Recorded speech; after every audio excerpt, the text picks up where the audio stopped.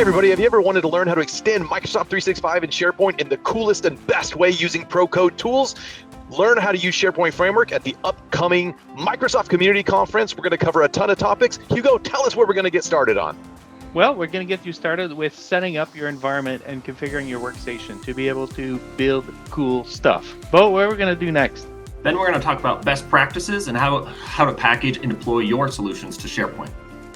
And then we are going to see how we can consume Microsoft Graph and third-party APIs from SharePoint Framework. Yeah. Real-world solutions. Woo. Of course, we will have a lovely day together on 28th of April, on Sunday, 28th of April at Orlando at Microsoft 365 conference. Join us to learn the latest on SharePoint Framework across Microsoft 365 Teams and Outlook and SharePoint and Viva and more. Woo!